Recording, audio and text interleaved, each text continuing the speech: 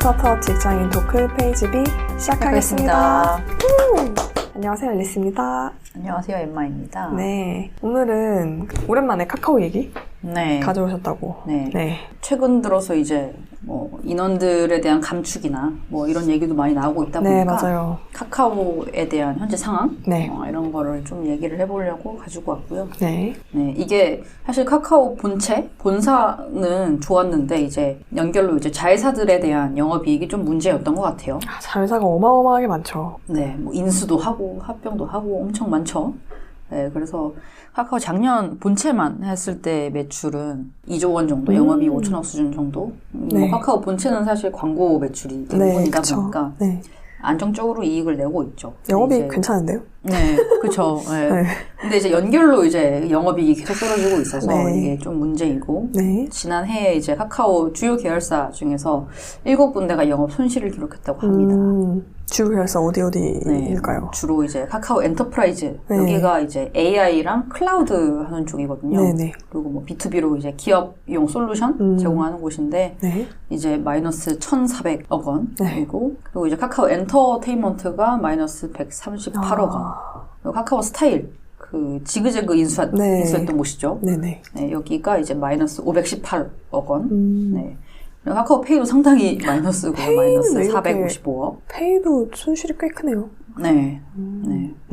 그래서 그렇다 보니까 이제 그 여파로 이제 카카오 엔터테인먼트뿐만 아니라 다양한 계열사들 좀 인원 감축을 한다는 소식이 좀 나오고 있습니다. 네, 저도 엔터프라이즈 들었던 것 같아요.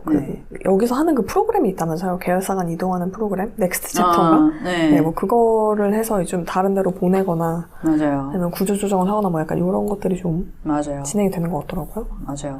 그래서 뭐 하나씩 그냥 짚어보자면은 일단은 뭐 엔터테인먼트도 희망퇴직을 시작을 했고 뭐 일단 희망퇴직은 아니라고 하지만 그 워딩이 있어요. 뭔가 영어로 넥스트 챕터 그런 비슷한 또 멋있는 뭔가 영어 단어로 포장을 하고 있군요. 이거를 희망퇴직이라고 하기는 좀 그러니까 그렇죠. 아무래도 그런 것 같아요. 그리고 엔터프라이즈에서도 이제 인원 감축이랑 뭐 다른 계열사로 전직 뭐 이런 것들도 하고 있는 것 같고요. 이런 뭔가 카카오 위기론의 근본적인 영향으로 많이들 짚어주는 이유는 너무 빠르게 성장을 했다인 것 같고 이게 이제 천천히 속도를 늦추게 되면 자동차도 사고가 나는 것처럼 이제 성장을 하다가 이제 좀 이게 시장이 다운턴이 되니까 좀 이제 문제들이 불거나는 것 같아요. 그래서 카카오 본체 말고는 사실 계열사 중에 정말 매출을 잘 본다. 영업이익이 난다 하는 곳은 별로 없다고 해요. 그러게요. 카카오 뱅크가 그래도 좀 예대 마진으로 어느 정도 벌긴 했던 것 같고 나머지는 사실 이렇게 없었던 것 같기도 해요. 특별히 이제 계열사 중에는. 그래서 이런 적자 상황이 예전에는 뭐 크게 뭐 문제가 되거나 그렇지 않았는데 시장 상황이 사실 바뀌면서 리스크 요인이 되어버린 상황인 거죠. 그래서 하나씩 짚어보자면은 카카오 엔터테인먼트 같은 경우에는 이제 이전에 계속 상장 시도도 하고 큰 투자도 받고 SM도 인수도 하기도 했고요. 하지만 이제 적자가 나는 상황이죠. 사실 가장 큰 문제는 해외 기업 인수라고 해요. 21년도에 타파스 미디어라는 이제 웹소설 플랫폼을 1조 원을 주고 사왔는데 사실 연간 매출이 500원밖에 나오지 않는 곳이에요. 너무 비싸게 산 거 아닙니까? 그때는 그랬죠. 그때는 하입이 있었죠. 이때도. 한창이 하입이 있었죠. 그리고 영업 적자가 오히려 이제 2천억씩 나오는 회사다 보니까 너무 크네요, 영업 적자가. 그렇죠. 그래서 이런 타파스 쪽 인원도 조정을 하고 있고 뭐 감축이나 한국 사람들 위주로 좀 효율화도 하고 있는 것 같고요. 그래서 이런 희망퇴직뿐만이 아니라 업무 조정이나 지분 매각이나 뭐 이런 걸 다각도로 시도를 하고 있는 것 같아요. 카카오 엔터테인먼트 내부에서. 그래서 국내에서도 뭐 다양히 인수를 하긴 했는데 이게 글로벌 플랫폼이 이렇게 큰 돈을 주고 사와서 사실 이게 너무 큰 캐시아웃이 되어버린 거죠. 1조면 정말. 그렇죠. 그래서 이제 엔터테인먼트 같은 경우는 좀 더 비전이나 시장에 대한 공감대를 많이 다시 만들어서 상장을 시도해야 하는 시점이기 때문에 이렇게 희망퇴직도 받고 조정을 좀 하고 있는 상황인 것 같고요. 워낙에 이제 자회사가 많다 보니까 그걸 관리하는 것도 쉽지가 않잖아요. 맞아요. 게다가 이게 뭔가 효율적으로 관리할 수 있는 뭔가 IT나 B2B 이런 비즈니스 모델이 아니라 사실 콘텐츠잖아요. 맞아요. 이게 정말 공수가 많이 들어가는 사업이 아닌가. 기획사들, 연예 기획사들, 영화, 네. 음악, 스튜디오. 네, 그렇죠. 뭐 아니면 웹툰, 웹소설 작가, 네. 뭐 이런 거니까 공수가 되게 많이 드는. 그럴 것 같아요. 네. 근데 이제 그거에 비해서 이제 사실 시장 상황도 뭐 넷플릭스도 구독자가 줄고 있고 현실적으로는 이런 콘텐츠에 대한 소비를 막 무한정 가져갈 수가 없는 상황이잖아요. 사실. 그쵸. 사람의 시간은 한계가 있거든요. 또 엔데믹이 됐으니까 네. 다른 더 즐겁게 오프라인에서 할 수 있는 게 얼마나 많겠어요. 그럼요. 그렇다 보니까 이 콘텐츠에 대한 수요가 좀 줄어들고 있는 상황도 있고 그래서 좀 이런 어려운 상황이 있는 것 같고요. 네네. 카카오 엔터프라이즈 같은 경우에는 이제 제일 경영 상황이 심각한 계열사 중에 하나고요. 그래서 이제 사업을 정리하는 구조 조정을 좀 하고 있고 계열사 이직 지원도 하고 있고요. 매출이 이제 한 1,000억 정도인데 적자가 이제 1,400억이고 이제 이 엔터프라이즈 문제는 이미 뭐 해외 쪽에 클라우드 쪽에 AWS, 뭐 마이크로소프트, 구글 뭐 이런 것들도 있고 이미 클라우드 쪽에서는 한국에서도 뭐 네이버 클라우드나 NHN 클라우드, KT 쪽에서도 클라우드 많이 하고 있고요. 이런 플레이어들이 많고 이미 장악하고 있는 시장에 너무 늦게 들어왔다. 그렇죠. 다 대기업들이네요. 네, 그렇죠. 그리고 이게 인프라 투자잖아요. 데이터 센터나 이런 서버나 이런 곳에 투자가 초기 투자 비용이 엄청 많이 들어가는데 이게 그거에 비해서 이제 아웃풋을 내는 게 좀 시간이 걸리는 비즈니스이다 보니까 그리고 규모의 경제 비즈니스라서 이제 사람을 많이 모아놓고 운영을 했던 곳들에 좀 더 유리하게 작용할 수 있는 구조라서 이게 좀 신규 플레이어로서 이제 좀 본인의 성장을 만들기가 되게 어려운 구조인 거죠. 여기가 이렇게 계열사 물량만 가져가는 그런 회사는 또 아니었나 보네요. 계열사 물량은 일단 아마 처음에는 가져가고자 했겠죠, 당연히. 계열사 물량 일단 가져가고 사실 그것만으로는 충분하지 않고 해외 그 외부에 이제 결국에 B2B 영업을 해야 되는데 그게 잘 안 됐다, 어려웠다. 그게 이제 이미 이렇게 쟁쟁한 플레이어들이 있기 때문에 좀 상대적으로 좀 이거를 하기가 어려웠던 것 같아요. 왜냐면은 내부 매출만 하면은 사실 그냥 똔똔대는 그냥 비즈니스일 것 같거든요. 그쵸, 그냥 굴러만 가는 거죠. 네, 그렇게 그쵸. 되면. 그냥 내부 계열사 서포트하는, 그죠. 약간 내부 SI 같은 그런 느낌? 그죠. 네.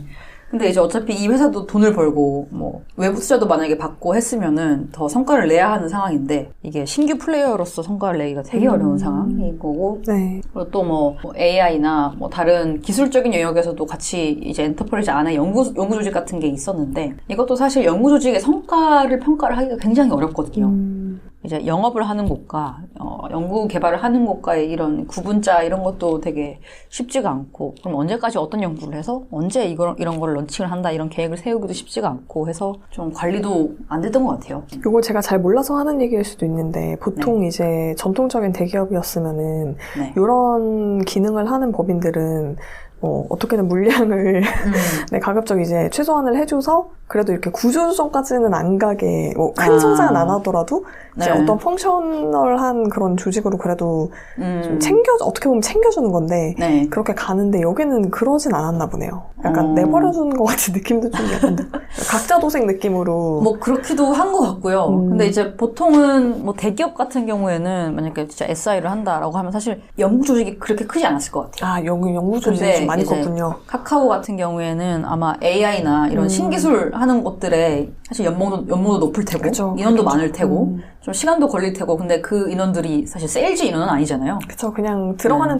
비용인 거죠. 그럼 R&D 비용인 거죠. R&D 비용이 너무 많이 들은 것도 이 안에 이 적자 안에 포함이 된 게 아닌가 하는 게 있죠. 네네네. 보통의 대기업 같은 경우에 이런 걸 셋업을 할 때 그런 것까지 감안을 해서 이제 그럼 세일즈에서 더 많이 해와야 되는 거죠.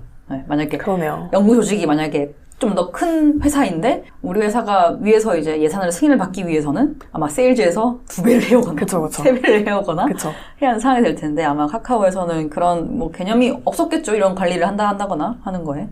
그런 것도 하나의 요인이 된 것 같고요.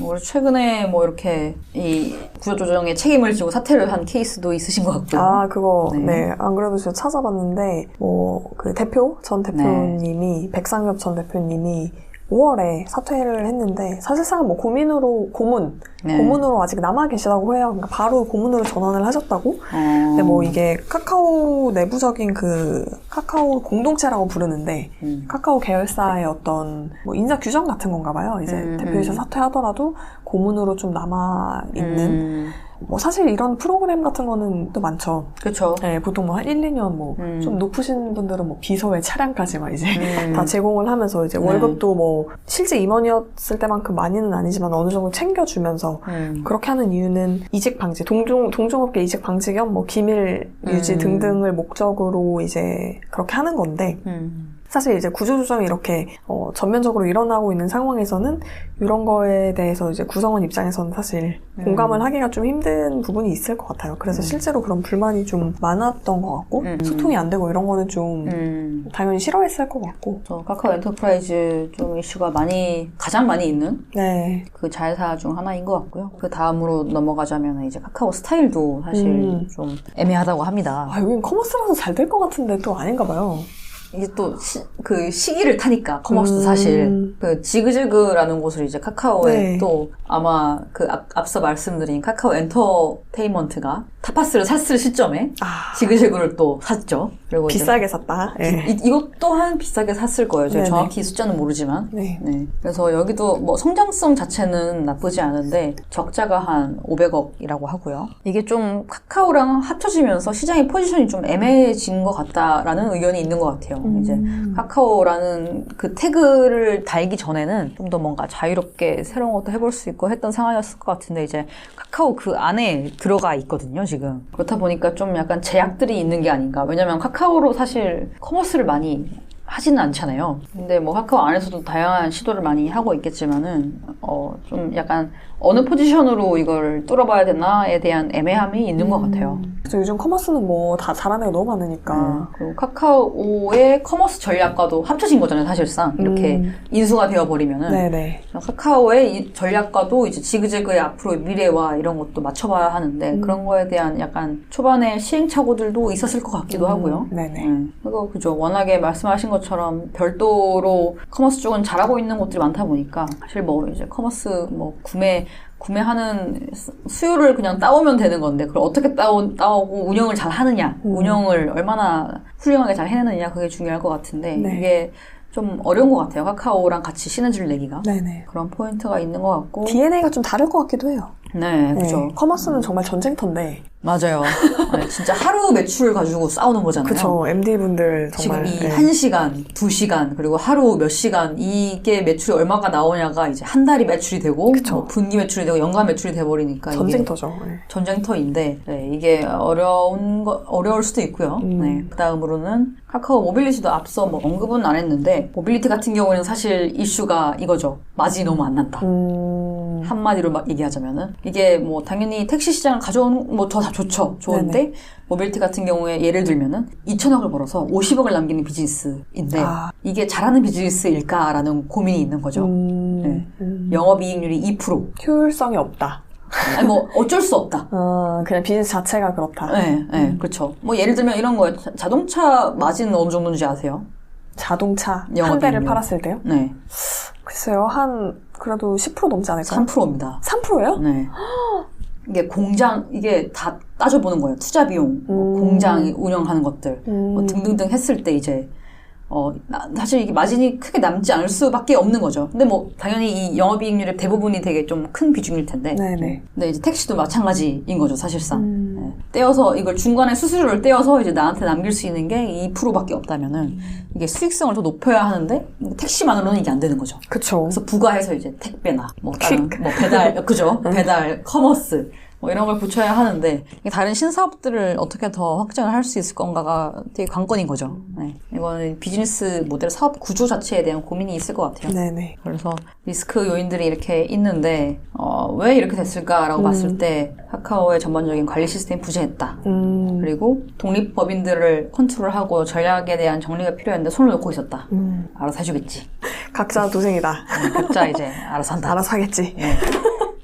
가장 위험한 생각이라고 생각합니다. 네. 그리고 평판 관리, 네, 이런 것도 되게 중요한데 이런 것도 취약했다고 하고 이제 이슈가 있는데 네네. 그거를 미리 예측하고 준비하지 못했다. 그리고 수익화 단계에서 좀 더 나아질 수 있는 기회가 앞으로 더 있을 것 같은데 이렇게 네. 관리를 좀 더 해야 하는 상황이 있어서 어떻게 이거를 좀 틀어볼지 고민이 있을 것 같고요. 뭐 비단 카카오뿐만 아니라 네이버 안에서도 좀 그동안에 성과가 없었던 사업들은 일부 접고 있다고 해요. 그래서 네. 뭐 예를 들면 네이버 오피스 이런 것도 수요가 많이 없으니까 뭐 적고 있고 네이버 영화 이런 서비스도 적고 있다고 하고 그래서 다방면으로 좀 정리를 많이 해야 하는 시장 상황이기 때문에 뭐 올해뿐만 아니라 내년까지도 좀 정리를 많이 하지 않을까 싶고요. 네네. 이게 이제 투자도 마찬가지잖아요. 투자도 너무 많은 곳에 투자를 하고 있으면은 오히려 마이너스가 나고 비효율이 생기거든요. 맞아요. 그래서 이거를 얼마나 효율적으로 내가 관리할 수 있는 선 안에서 이걸 컨트롤 하느냐가 되게 중요한데 맞습니다. 이걸 좀 어느 정도 시장이 너무 좋았다 보니까 그동안에 놓고 있었던 게 아닌가 싶고 그리고 시대가 바뀌었다.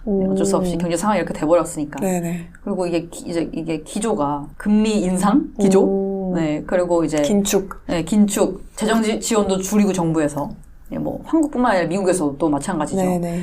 그래서 이런 상황이 앞으로 펼쳐질 텐데 아마 그 반대가 되는 상황이 빨리 오진 않을 것 같아 보이거든요. 그렇죠. 10년 걸릴 수도 있는 거고. 네. 왜냐면 그동안에 이걸 해왔던 것들의 부작용들이 지금 나타났으니까 네네. 이렇게 턴을 한 거라고 생각을 하고 어느 정도 이렇게 좀 성장이 더딘 상황이 꽤 갈 거라고 생각을 하거든요. 네네네. 그래서 앞으로 지속 가능한 수익을 찾기 위한 그런 성장이 필요할 수밖에 없다라고 생각을 하고 이걸 좀 다양하게 모색을 해봐야 될 것 같아요. 네.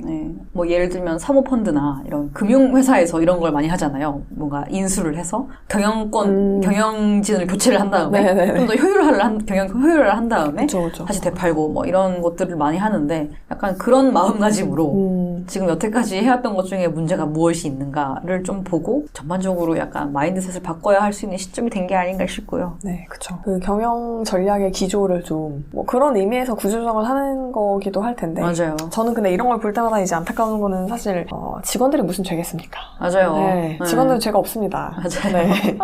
경영을 잘하셨어야 되는데 지금 장마켓이 굉장히 안 좋거든요. 테크 쪽이 아예 프리징 하는 회사들도 너무 많고 뽑아도 되게 소수의 인원을 뽑을 거고 스타트업 당연히 더 어려울 거라서 사실 지금 구조조정이 되면은 뭐 다음 잡을 찾는 게 느끼기에 작년 재작년보다 훨씬 좀 더 이제 경색이 되어가는 것 같아서 그죠. 네. 구인구직 하는 것도 굉장히 줄어들고 있고 그리고 진짜 이게 투자하는 것과 똑같이 내가 일할 회사를 찾을 때도 이 회사에 대한 분석을 많이 해야 되는 것 같아요. 그럼요. 근데 이게 보통 뭐 그냥 이런 뭐 회사의 경제에 대한 지식이 없는 분 같은 경우에 되게 막막할 수 있잖아요. 결국에는 이제 그래서 연봉을 많이 주는 회사로 가게 되는 것 같기도 하고. 근데 그게 이제 독이 든 성배가 될 수도 있는 그럴 수도 상황인 거고 이제 되게 갑자기 회사가 없어질 수도 있으니까. 그렇죠. 네, 그렇죠. 이제 갑자기 이렇게 뭐 많이 준다고 해서 막 뽑았다가 갑자기 하루아침에 공고사직이나 뭐 이런 사태가 있을 수도 있고요. 그쵸. 근데 이게 되게 쉽지가 않을 것 같아요. 맞아요. 정보의 비대칭도 있고. 네, 그렇죠. 그래서 뭐 그런 걸 줄이기 위한 뭐 인사 서비스 같은 것도 있을 텐데 이게 진짜 어렵죠. 레몬마켓이신가? 네, 뭐 진짜 정보의 비대칭인 거죠. 네. 앞으로 이직을 하실 때는 신중하게. 네. 네. 중요한 이야기. 이것 또한 뭐 부동산 투자나 주식과 똑같이 이제 다양한 것들을 염두에 두고 그럼요. 고민을 해봐야 되는 포인트가 아닐까. 직장인으로서 가장 중요한 부분이었다는 게. 사실 뭐 카카오 걱정이라기보다는 내 걱정. 그렇죠. 내 걱정으로 이제 결론이 나긴 했는데. 내가 이 회사에 있는 회사가 망하지는 않아야 되잖아요. 가장 중요한 부분이죠. 너무 끔찍한데요, 생각하니까. 잘 돼야죠, 회사가. 그죠? 근데 스타트업에 계시다 보면 그런 경험하시는 분들이 좀 많잖아요. 그죠. 회사 경영 악화로 인한 뭐 어쩔 수 없는 그런 것들. 그래서 이런 것들도 감안을 해서 되게 쉽지 않은 상황인 것 같아요. 근데 그 안에서도 해결할 수 있는 부분들이 있으니까 다들 잘 고민을 하실 거라고 생각을 하면서. 오늘은 오늘 방송 여기까지 하도록 하겠습니다. 들어주셔서 감사합니다.